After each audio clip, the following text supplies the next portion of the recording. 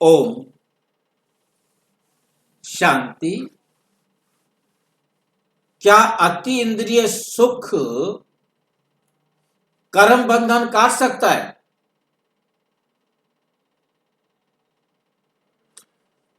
क्या अति इंद्रिय सुख कर्म बंधन काट सकता है?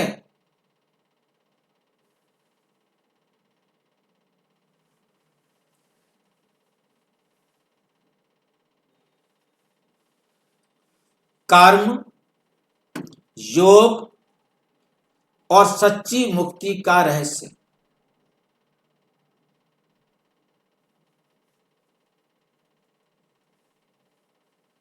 अनुभव कर्म काटना नहीं हो सकता। अनुभव द्वारा कर्म नहीं कटते। कर्मों की बेड़ियां कैसे टूटती हैं? कर्मों की बेड़ियां कैसे टूटती हैं? क्या अतीन्द्रिय सुख कर्म बंधन काट सकता है? क्या अतीन्द्रिय सुख कर्म बंधन काट सकता है? ये क्वेश्चन है। एक गहरा और व्यवहारिक प्रश्न। ये बहुत गहरा और व्यवहार में आने वाला प्रश्न है। अक्सर साधकों के मन में, जो साधना करने वाले बच्चे हैं, उनके मन में प्रश्न उठता है। प्रश्न उठता है, जब मुझे अतीन्द्रिय सुख मिलता है तो क्या मेरे कर्म कट रहे हैं? अति इंद्रिय सुख मिलता है तो क्या मेरे कर्म कट रहे हैं? क्या ये अनुभव ही कर्म बंधन से मुक्ति दिला देता है? मैं अतीन्द्रिय सुख का अनुभव करूं तो मेरा कर्म बंधन से मुक्ति दिला देता है? कर्म बंधन कट जाते हैं। अलग अलग तरीके से ये प्रश्न बुद्धि में आता है। आज हम इस प्रश्न को भावना से नहीं, मुरली और ज्ञान की कसौटी पर समझेंगे।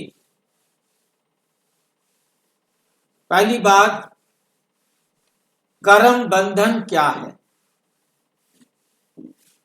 कोई बता सकता है कर्म बंधन क्या है?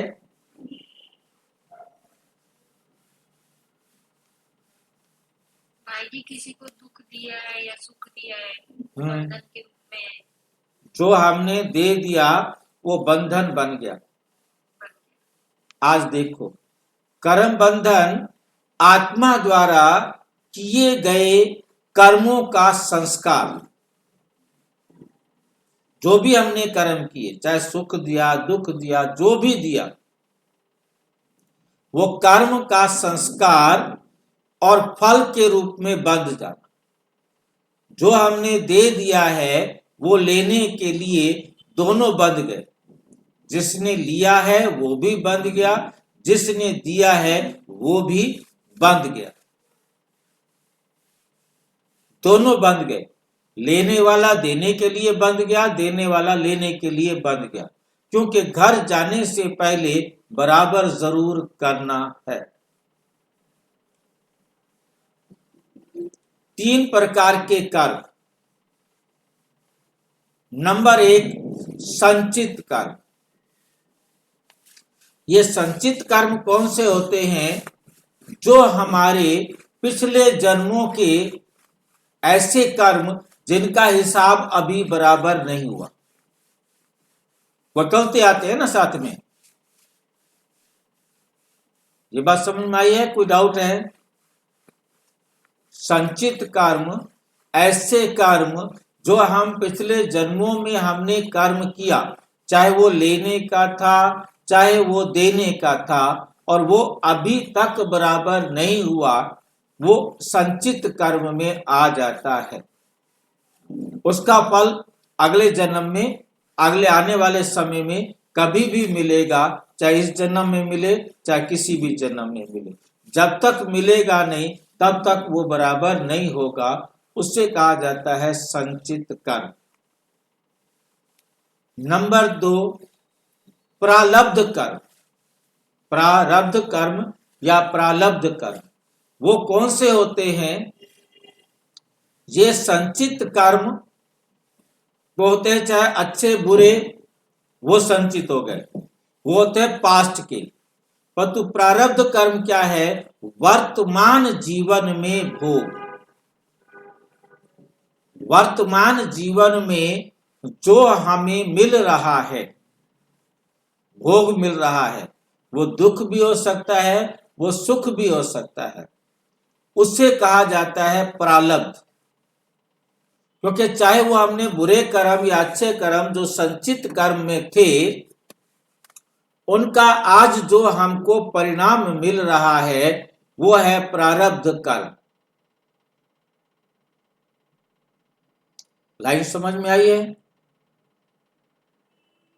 जो हम संगम पर करके जा रहे हैं उसकी प्रारब्ध हमने सतयुग में लेनी है। जो भूतकाल में हमने कर्म किए, संचित कर्म किए, उनकी जब प्राप्ति होती है, बराबर होता है, उसे कहते हैं प्रारब्ध।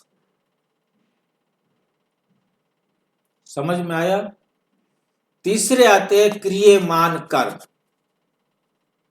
क्रियमान कर्म जो अभी किए जा रहे हैं, जो पहले नहीं थे, आज हम इस कल्प में पहली बार कर रहे हैं। चाहे वो लेने का हो तो चाहे वो देने का हो। ये 3 प्रकार के कर्म समझ में आए?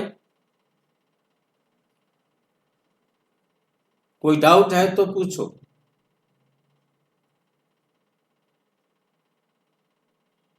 संचित कर्म, प्रारब्ध कर्म और क्रियमान कर्म।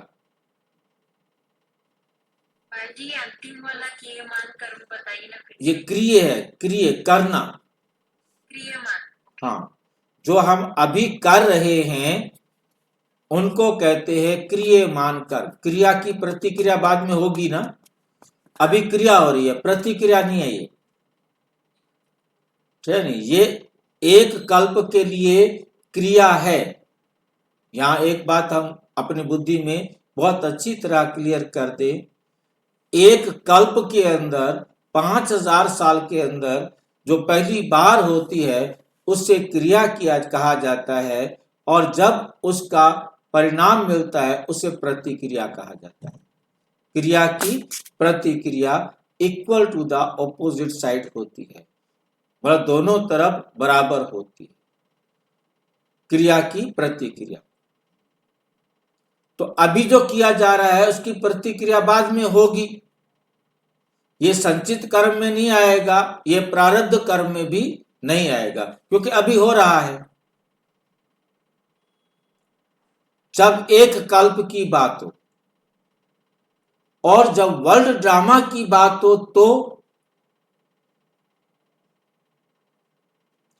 तो ये तीनों एक तरफ हट जाते, ये तीनों ही नहीं रहेंगे। ये केवल तीनों के तीनों कब होंगे? जब एक सृष्टि चक्र की बात होगी, और जब बात हुई सृष्टि की तो वर्तमान में जो हो रहा है वो प्रारब्ध भी है, क्रिया भी है और संचित भी हो रहा है।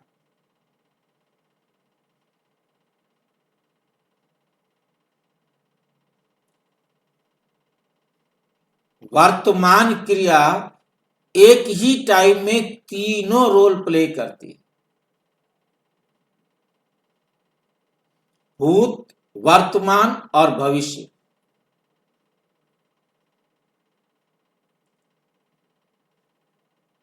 वर्तमान में कोई मुझे दुख दे रहा है, भूत ये था कि मैंने उसको दिया हुआ था, वो मेरा संचित कर्म था, और अब देकर मैंने भविष्य के लिए,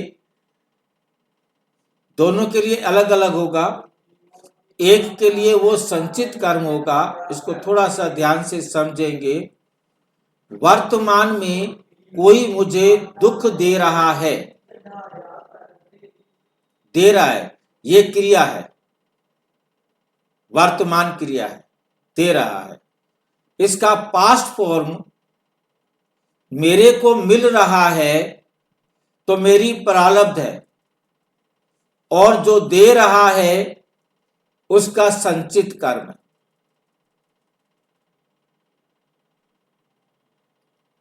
उसका संचित कर्म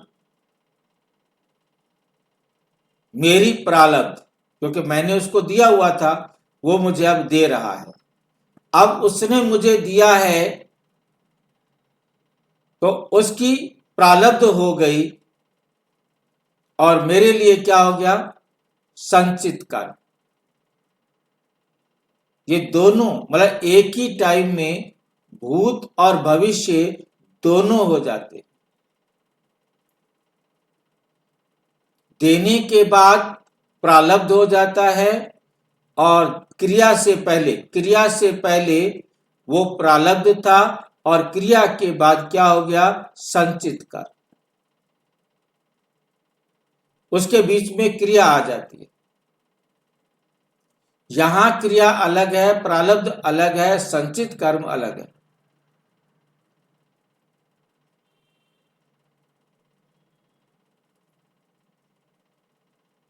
और यदि हम ध्यान से देखें, संचित कर्म किसे कहा? जो भूतकाल के किए हुए कर्म है। प्रारब्ध किसे कहा? जो वर्तमान में मुझे भोगने के लिए मिल रहा है। और क्रियामान क्या है? जो अभी हम कर रहे हैं। तो जो अभी हम कर रहे हैं वो प्रारब्ध भी है, और क्या है? क्रियामान कर्म भी है। क्योंकि एक कल्प में एक टाइम में एक होता है। वर्तमान, क्रियामान कर्म और प्रारब्ध, ये दोनों एक साथ हो सकते हैं, परंतु संचित कर्म भूतकाल में रहेगा। भूतकाल का रहेगा, भूतकाल में नहीं रहेगा। भूतकाल का वो संचित कर्म था, वर्तमान में वो प्रारब्ध है, और क्रियमान कर्म भी है। ये सृष्टि में रहेगा। भूतकाल का मतलब पिछला जन्म हो सकता है क्या? नहीं भाई, हाँ, पिछले कोई जन्म हो सकते हैं, कितने भी जन्मों का हो सकता है। जो मैं आपको बात जो मैं आपको बताना जा रहा हूं, उसको थोड़ा सा आप ध्यान से फिर देखिए। एक शब्द है सृष्टि और एक शब्द है सृष्टि चक्र। यहां बहुत सारा कंफ्यूजन हो जाता है यदि ये बात गहराई से नहीं समझी गई तो। ना समझ में आए तो फिर पूछे, 10 मिनट फालतू लग जाए, कोई दिक्कत नहीं है। पहली बात है, संचित कर्म है भूतकाल के कर्म। प्रारब्ध है जब उसका फल मिलता है। अब कोई प्रारब्ध भी नहीं है, संचित कर्म भी नहीं है, वो हम कर रहे हैं, वो है क्रियामान कर्म, जो कल्प में हम पहली बार कर रहे हैं। इससे पहले मैंने उस आत्मा से कल्प में संबंध नहीं जोड़ा था। जब मैं पहली बार किसी आत्मा के संपर्क में आऊंगा, जो भी कर्म हम करेंगे, देने का व लेने का, क्योंकि दोनों ही करते हैं ना, एक लेगा एक देगा, चाहे वो दुख हो तो चाहे वो सुख हो। जब वो कर्म हो जाएगा तो वो संचित कर्म हो जाएगा, जब उसका परिणाम मिलेगा तो प्रारब्ध बन जाएगा। इसमें कोई डाउट है तो पूछो। ये एक 5000 साल के सृष्टि चक्र में ये फार्मूला लगेगा, परंतु दूसरा है सृष्टि, क्योंकि सृष्टि चक्र का आदि और अंत है, इसमें बनता है और बराबर होता है और नया शुरू होता है। परंतु जब बात आती है सृष्टि की, जब बात आती है वर्ल्ड ड्रामा की, जब बात आती है अनादि और अविनाशी ड्रामा की, तो उसके अंदर ये जो क्रिया मन कर्म है, इसको हम कहें कि ये खत्म हो जाता है, ये रहता ही नहीं, उसमें इसको हटा देना है। ये सिंपल सा फार्मूला है। वहां ये नहीं है, वहां सिर्फ दो हैं, संचित और प्रारब्ध, संचित और प्रारब्ध। और हर पल, हर क्रिया, वहां जब सृष्टि के अनादि अंत की बात आती है तो वहां आता है हर क्रिया संचित कर्म था और प्रारब्ध भी था, दोनों के लिए।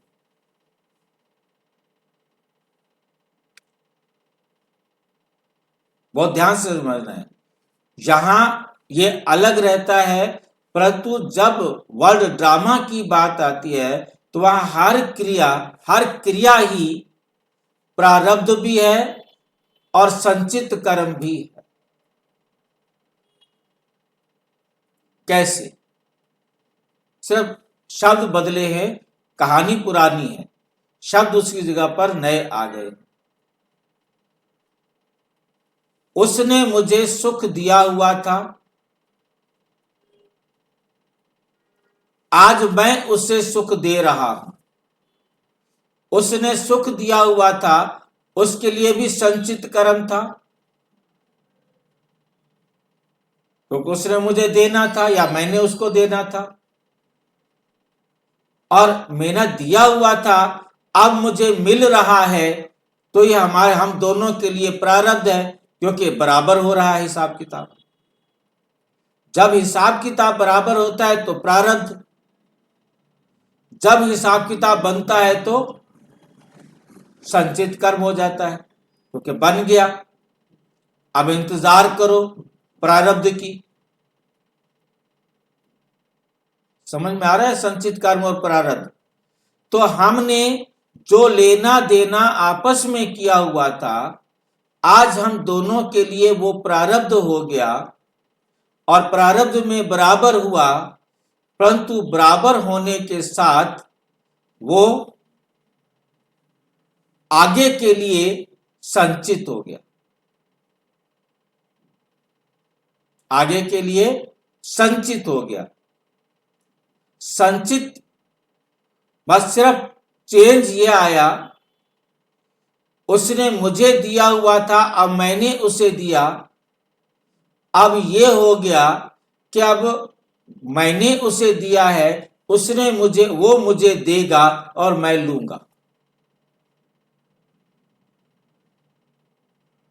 फिर मैं दूंगा वो लेगा, वो मैं दूंगा वो लेगा, वो देगा मैं लूंगा। केवल हमारा पासा जो है ना, साइड जो है ना, वो चेंज होती जाती है, परंतु बात वही के वही रहती है कि हमारा जो कर्म है वो लगातार चलता ही रहता है, चलता ही रहता है, वे कभी खत्म नहीं होता। कैसे खत्म नहीं होता, इसको हम इस प्रकार से समझेंगे। ये मॉडल है, उसने मुझे दिया, मैंने उसको दिया, उसने मुझे दिया, मैंने उसको दिया, उसने मुझे दिया, मैंने उसको दिया। जब मैंने उसको दिया तो हमारी प्रारब्ध हुई, बराबर हुआ, फिर हमने देकर नया बना लिया कि वो फिर मुझे देगा। ये दिया बराबर हुआ, दिया देना भी और लेना भी दोनों एक साथ होता है। और ये अनादि काल से हमारा पाठ चलता आ रहा है और अनंत काल तक ये चलता ही रहेगा, कभी ये रुक नहीं सकता। भाई जी, हाँ जी, आपने जो बताया कि संचित कर्म अब प्रारंभ कर्म, ये तो समझ में आ गया। अब मेरा कहना मतलब ये है कि मान कर्म जो अभी ब्रैकेट में अभी किए जा रहे हैं, जो अभी किए जा रहे हैं, तो सब किसके किए जा रहे हैं? देखिए भाई जी, दो बातें हैं, एक बात नहीं समझो। एक बात है सृष्टि चक्र में, एक बात है सृष्टि में। सृष्टि में तो कोई भी काम जब आत्मा परम धाम से आएगी पहली बार करेगी ना, वो क्रियमान काम होगा। अच्छा, बात मेरा मतलब परम धाम से आएगी जो कर्म करेगी उसको बोलेगी क्या क्रियमान? बिल्कुल एक ही तो होगा ना, उससे पहले तो कोई कर्म है ही नहीं। अच्छा, ये तो सिर्फ परम धाम से आई है, मान लो परम धाम से भी आई हुई है, परंतु मैं आपसे पहली बार आज मिल रहा हूं इस कल्प में, तो भी हमारा क्रियामान होगा ना। कैसे काम मिल रहा है? हम आपको पहली बार मिल रहे हैं। तो इस कल्प में आप पहली बार पहले ही मिले ही नहीं कभी। जब से मैं परम धाम से आया हूं, मान लीजिए कि मैं आपसे पहली परम धाम से आए थे, मुझे 2000 साल हो गए, 3000 साल हो गए, जो भी हो गया, परंतु आपसे तो पहली बार मिलूंगा ना कभी। आपसे उतरते मैं सबसे तो नहीं मिल लूंगा ना। तो जब मैं आपसे पहली बार मिलूंगा कल्प में, तो वो पहला ही कर्म होगा ना।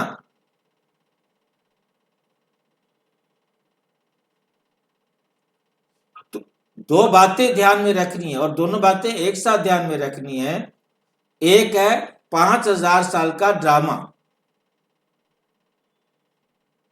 उसके अंदर पहला काम होता है, परंतु वर्ल्ड ड्रामा में ये क्रियमान कर्म नहीं होता। वहां ये जो चक्र है वो खत्म हो जाता है, वो चक्र अनादि और अनंत हो जाता है, सृष्टि अनादि और अनंत हो जाती है।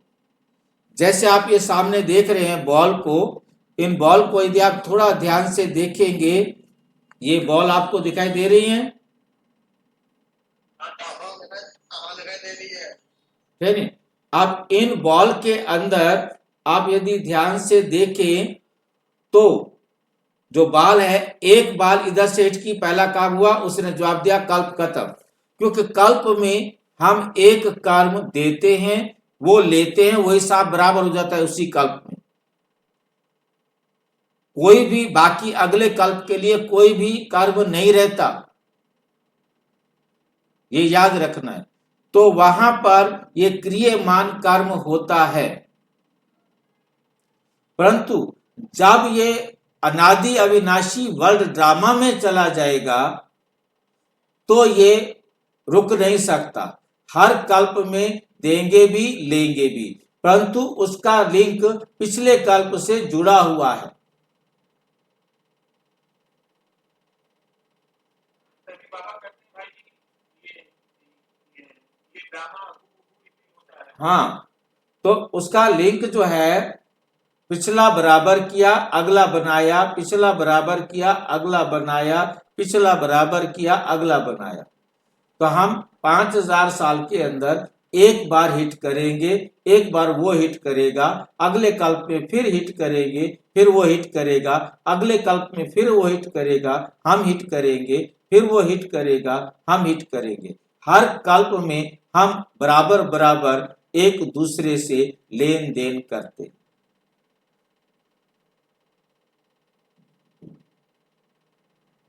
तो ये हमारा फार्मूला ये आ जाता है कि क्रिया की प्रतिक्रिया अनादि काल से चली आ रही है, अनंत काल तक चलती रहेगी।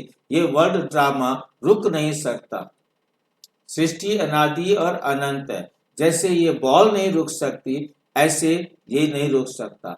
जैसे रात के बाद दिन, दिन के बाद रात, रात के बाद दिन, दिन के बाद रात, वो नहीं रुक सकते, ये वर्ल्ड ड्रामा नहीं रुक सकता।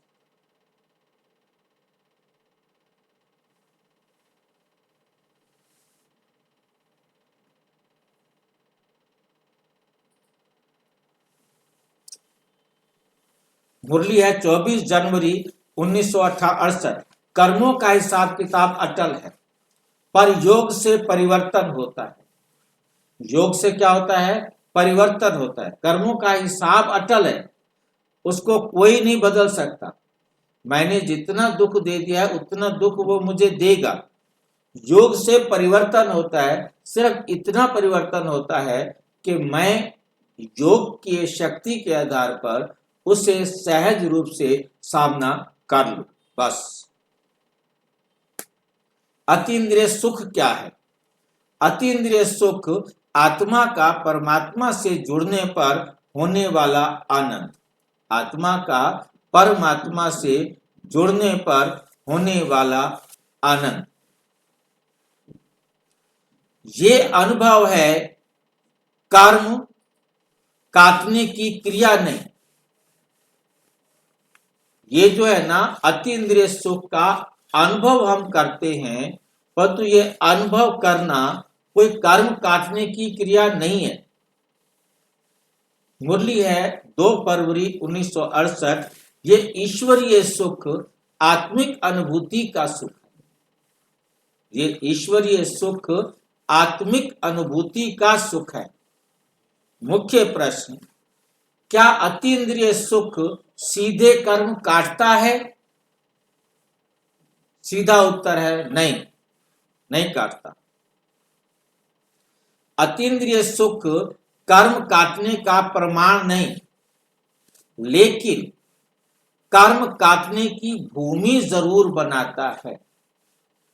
कर्म काटने की भूमि जरूर बनाता है, मतलब तैयारी कर देता है ताकि आप अपने कर्म काट सके।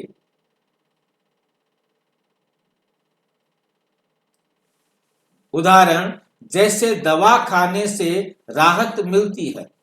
आपने योग लगाया तो आपको सामना करने की शक्ति मिल गई, ठीक है कि नहीं? लेकिन बीमारी पूरी तरह नियम और परहेज से जाती है। हिसाब तो बराबर करना ही पड़ेगा। फिर कर्म कैसे करते हैं? कर्म करते हैं योग बल और स्थिति से। तो वही आता है, कर्म भी करते क्या है? सिर्फ सामना करने की शक्ति आ जाती है। घुमा फिराकर बात वहीं ही आनी है। कर्म काटने के 4 साधन हैं। नंबर 1, आत्म अभिमानी स्थिति। नंबर 2, निरंतर याद। नंबर 3, पवित्रता। और नंबर 4 है साक्षी भाव से कर्म। जब ये 4 रूप में से जो भी रूप होता है वो कर्म का सामना करने की शक्ति बढ़ा देता है, या हमें उस दुख का, उसके प्रभाव का हम निष्क्रिय कर लेते हैं। बाकी वो तो आया है, हिसाब तो बराबर हुआ है। अतीन्द्रिय सुख प्रोत्साहन है, साधन नहीं। अतीन्द्रिय सुख हमारे अंदर उमंग उत्साह को बढ़ाने में, प्रोत्साहन देने में काम करता है, परंतु ये कोई साधन नहीं है। मुरली 19 अक्टूबर 1967। योग से ही विकर्म विनाश होते हैं। योग से ही विकर्म विनाश होते हैं। अतीन्द्रिय सुख का सही रोल क्या है? ये सुख आत्मा को विश्वास देता है, मार्ग पर टिकाए रखता है, अभ्यास के लिए प्रेरित करता है। अभ्यास के लिए प्रेरित करता है, जैसे शिक्षक की शाबाशी, लेकिन परीक्षा पास करना अभ्यास से ही होता है। टीचर ने शाबाशी दी, अतीन्द्रिय सुख शाबाशी वाली बात है। जैसे आप बहुत अच्छा काम कर रहे हो, आपको शाबाशी मिली और आप बहुत खुश हुए। ये अतीन्द्रिय सुख शाबाशी की तरह है, खुशी मिलेगी, सुख मिलेगा, परंतु उसका मतलब ये नहीं है कि आपको अब पास हो गए, अब आप जो है ना मुक्त हो गए, जीवन मुक्त हो गए, नहीं। वो मेहनत आपको वो करनी है अपनी, उस मेहनत के लिए आपके अंदर ऊर्जा आपको मिल जाती है, जिसके कारण शाबाशी मिलने से आप और ध्यान से पढ़ लेते हैं। तो अतीन्द्रिय सुख मिलना आपको और सुविधा देता है या आपको सहज कर देता है और मेहनत करने की आपके अंदर शक्ति आ जाती है। परंतु ये नहीं है कि मेहनत नहीं करनी, अब तो मेरा काम हो गया, नहीं, मंजिल नहीं है ये आपके लिए एक शाबाशी वाली बात है, ताकि आप सहज रीति और आगे बढ़ सके, आगे बढ़ने में आपको सहयोग मिले। 15 अगस्त 1972 को बाबा कहते, अनुभव से उत्साह बढ़ता है पर पुरुषार्थ तो करना है। अतीन्द्रिय सुख का अनुभव आपने कर लिया तो उससे आपका उत्साह बढ़ जाता है, उमंग उत्साह बढ़ने से काम सहज कर लेंगे, परंतु पुरुषार्थ तो करना ही पड़ेगा। खतरा, अब खतरा क्या है? अनुभव को ही मुक्ति समझ लेना। अतीन्द्रिय सुख का अनुभव किसी को हो गया, अब वो सोचे मैंने तो अतीन्द्रिय सुख का अनुभव कर लिया है, अब तो मैं मुक्त हो गया। जब साधक सोचता है मुझे अनुभव हो रहा है, मेरे कर्म कट गए, तो ये उसकी भूल है। कर्म कटे नहीं है, मुक्ति मिली नहीं है। तब सूक्ष्म अहंकार आता है, उससे योग ढीला हो पड़ता है, कर्म बंधन और बढ़ सकता है। अव्यक्त वाणी है 21 मार्च 1987, अनुभव में अटकना भी सूक्ष्म बंधन, अनुभव में अटक जाना ये भी सूक्ष्म बंधन है।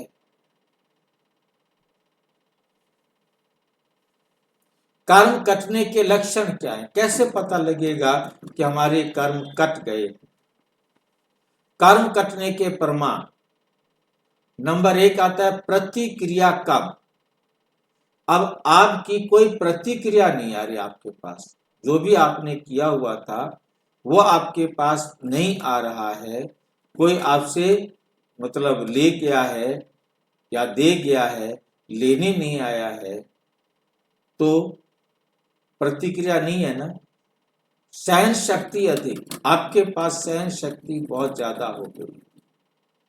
परिस्थिति में शांति, हर परिस्थिति में आप आत्मा शांत हो। तीनों लक्ष्य जो बताए अभी, हाँ जी, ये तीनों लक्ष्य बताए आप, प्रतिक्रियाएं कम, सहन शक्ति अधिक, परिस्थिति में शांति, ये कर्म कटने के लक्षण है क्या? जैसे जैसे आपके कर्म कटते जाएंगे, फॉर एग्जाम्पल आपने अब से विनाश तक 100 कर्म करने हैं, एक कट गया, अब उसकी प्रतिक्रिया तो नहीं आएगी ना।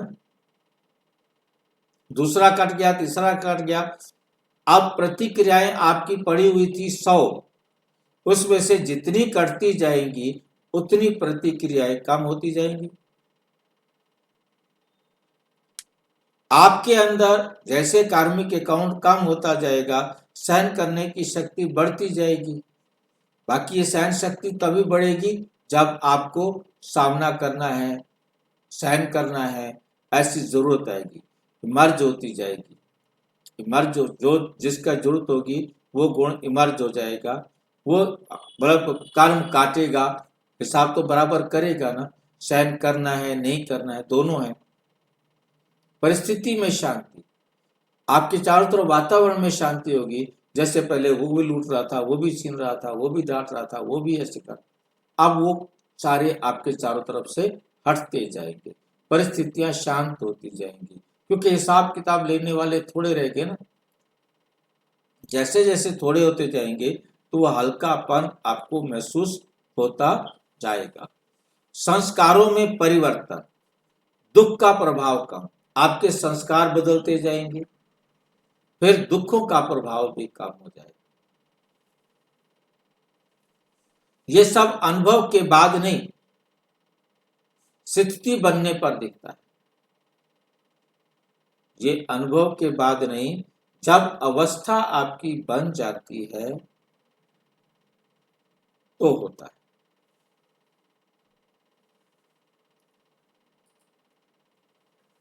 मुरली है 5 दिसंबर 1971। शक्ति कर्म से पहचानी जाती है। शक्ति जो है कर्म से। संगम युग कर्म काटने का स्वर्ण अवसर। संगम युग में परमात्मा स्वयं शिक्षक है। कर्मों का हिसाब समझाया जाता है। योग द्वारा विकर्म विनाश संभव है। अतीन्द्रिय सुख यहाँ सहायक संकेत है। अतीन्द्रिय सुख आपको सहयोग दे सकता है, परंतु काटने तो अपने कार्मिक अकाउंट से है। मुरली 2 अक्टूबर 1966। अब कर्मों का हिसाब साफ करने का समय है। कर्मों का हिसाब साफ करने का समय है। अनुभव, योग और कर्म का सही समीकरण।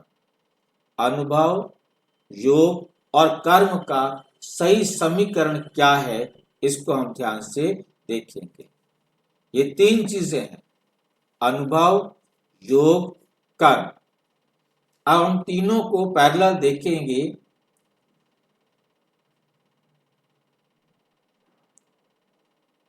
एक एक को देखें तो ज्यादा अच्छा रहेगा। हम सबसे पहले ऊपर अनुभव को देख रहे हैं। अनुभव ये हमारे लिए प्रेरणा है, क्षणिक है। योग बल कर्म काटता है। ठीक है कि नहीं? 3 बातें हैं। अब उसके बाद है शक्ति। शक्ति क्या है? निरंतर अनुभव, योग की याद। और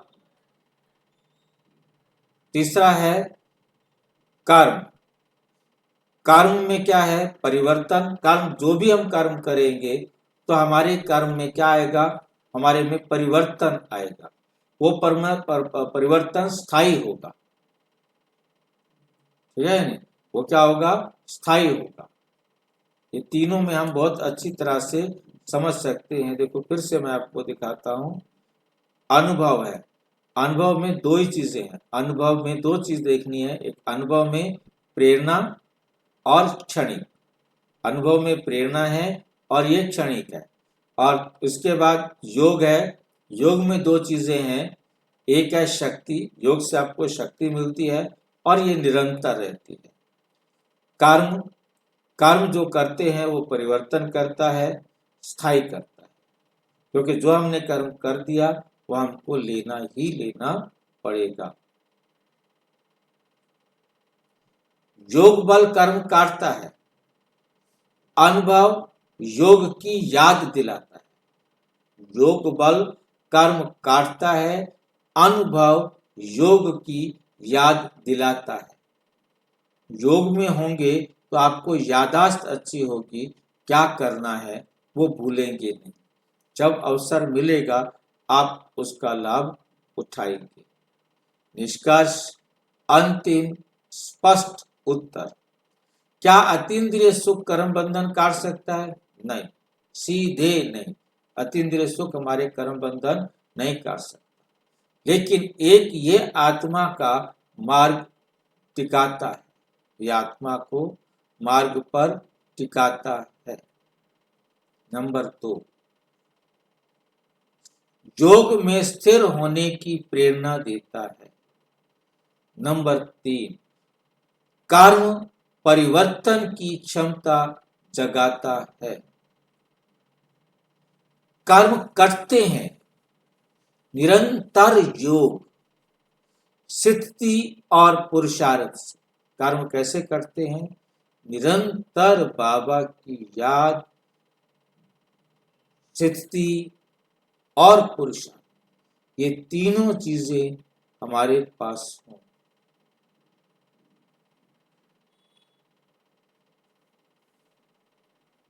भाई जी आपने अनुभव को क्षणिक क्यों कहा है भाई? अनुभव, अभी आप मीठा खा रहे हो, अब आपकी जीभ से मीठा खत्म हो गया, क्या करोगे अनुभव? भाई जी ये दुनिया की बात हो गई।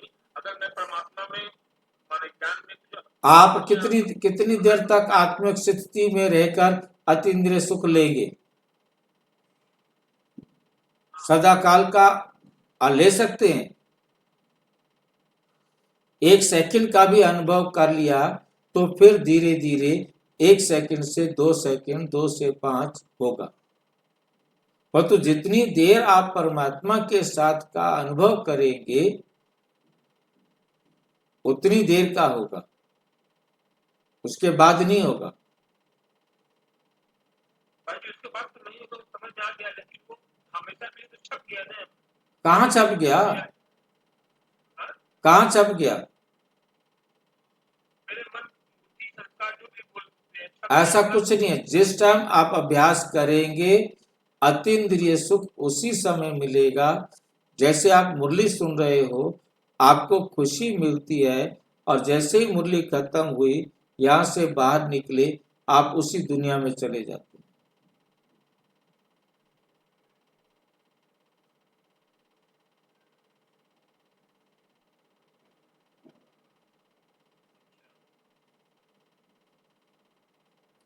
कर्म करते हैं तो कैसे करते हैं? निरंतर योग से करते हैं, ऊंची स्थिति से करते हैं, पुरुषार्थ से करते हैं। अंतिम संदेश, अनुभव आए तो रुकिए मत, परंतु अहंकार भी मत कीजिए। एंजॉय करो, बल्कि पूछिए अब मेरी स्थिति कितनी स्थिर है, मेरी स्थिति कितनी स्थिर है। यही प्रश्न कर्म बंधन से मुक्ति की ओर ले जाता है। यही प्रश्न कर्म बंधन से मुक्ति की ओर ले जाता है। अच्छा, ओम शांति। और विस्तार से जानने के लिए प्रजापिता ब्रह्मा कुमारी ईश्वरीय विश्वविद्यालय के किसी भी सेवा केंद्र पर संपर्क करें। और यदि कोई प्रश्न है तो 9213106986 पर आरआईआई करें या टेलीग्राम करें 9650692270 पर। केवल व्हाट्सएप करें, फोन नहीं। ओम शांति।